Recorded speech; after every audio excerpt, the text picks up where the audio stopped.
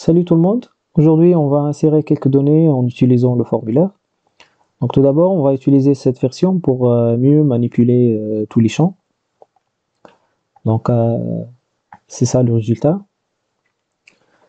Donc la première chose à ajouter, donc c'est un bouton de submit.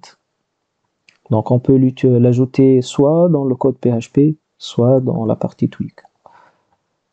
Donc on commence par la partie PHP. Donc on va ajouter add, par exemple save. Donc submit type classe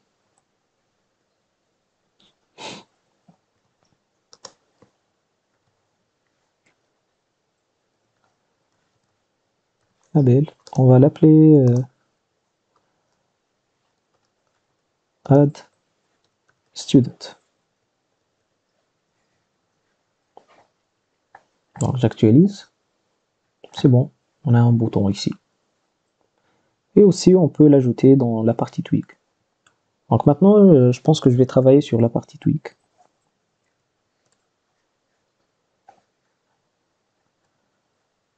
Donc on va ajouter form control aussi.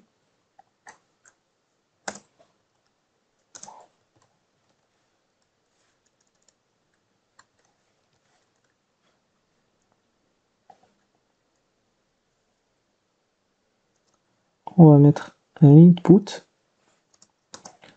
de type submit avec un value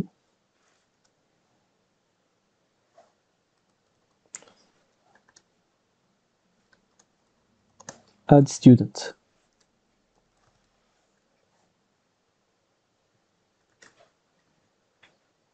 J'actualise et c'est bon, on a un bouton. On va l'ajouter aussi une classe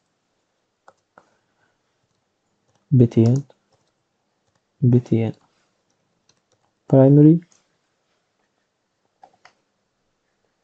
C'est bon. Maintenant, on va manipuler le code dans Home Controller, dans la fonction addStudent.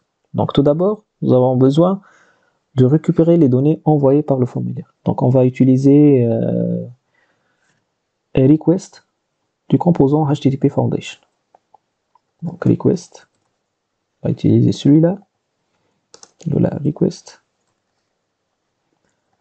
Après la création du formulaire, donc il faut traiter les données envoyées par le formulaire. Ça va être avec $for handle request. On va mettre le request. Donc après, on va vérifier est-ce que le formulaire est valide et submitted. Donc les données sont valides et le formulaire est déjà submité avec le bouton de submit. Donc if $for is submitted et aussi $for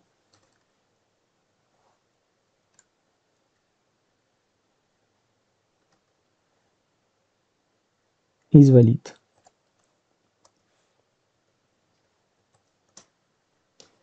À ce moment-là, donc on va récupérer les données.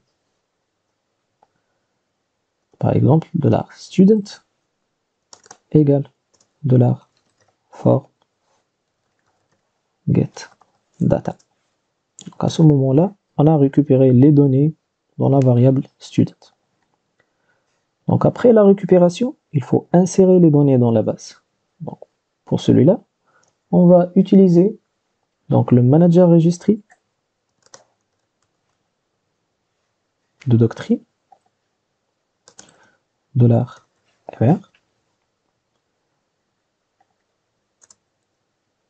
Après, on va appeler getManager $em égale $mr getManager.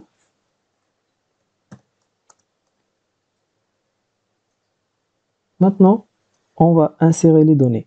$em persiste, l'objet student,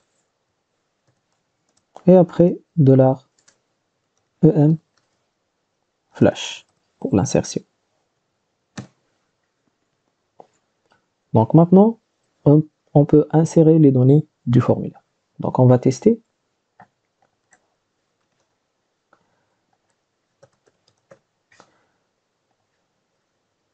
Birthday, city, Tunis et le groupe 1.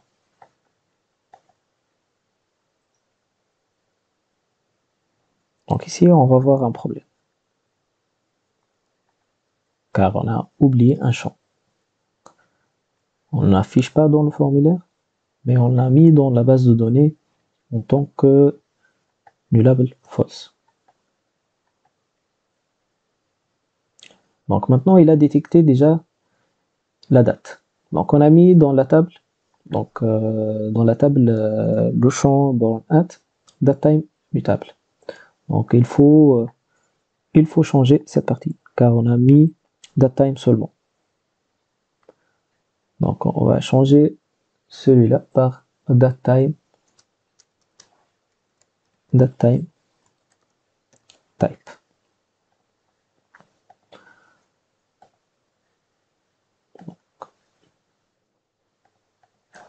Slash add student.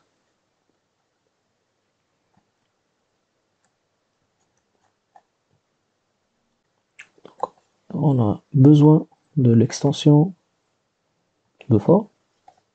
Donc j'actualise. C'est bon, comme vous voyez ici, il a changé le champ. Donc on va mettre comme ça. Save. Naimi. City. Tunis. Et le groupe. Elle n'a pas compris aussi. Donc à ce moment, là, il faut ajouter input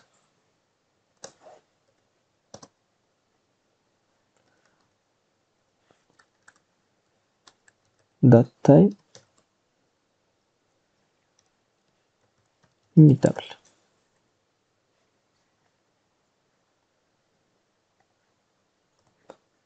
On actualise.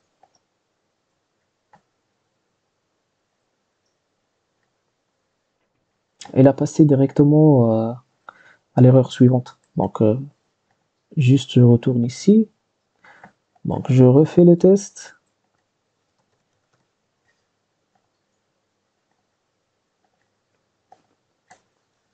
Tunis. Oh. Donc ici on a supprimé le champ isDeleted de l'affichage de formulaire, mais il ne faut pas que ce champ-là soit nu. Donc il faut l'ajouter directement ici. Donc on a l'objet student qui contient toutes les données du formulaire, et on va ajouter $student set is deleted à false.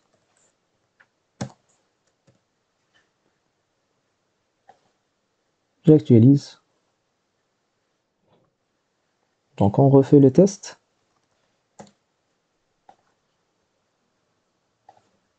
Et le groupe 1.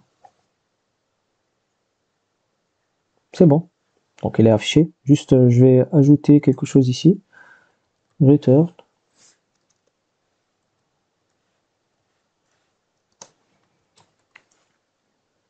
Donc on va mettre redirect to root. $10. Redirect to root. Et on va ajouter une route qu'on a déjà. Donc par exemple show student.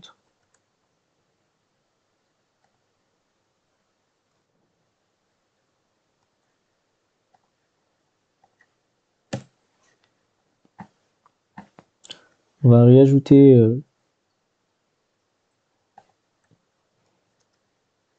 safe par exemple 12 ici, j'ajoute 2, 2, et c'est bon, il est ajouté. On vérifie dans la base. Quand vous voyez ici, donc safe 12, 12. Donc on a réussi à ajouter. Donc on a mis des données valides. Donc on va traiter les erreurs dans une autre vidéo. C'est tout pour cette vidéo et à la prochaine.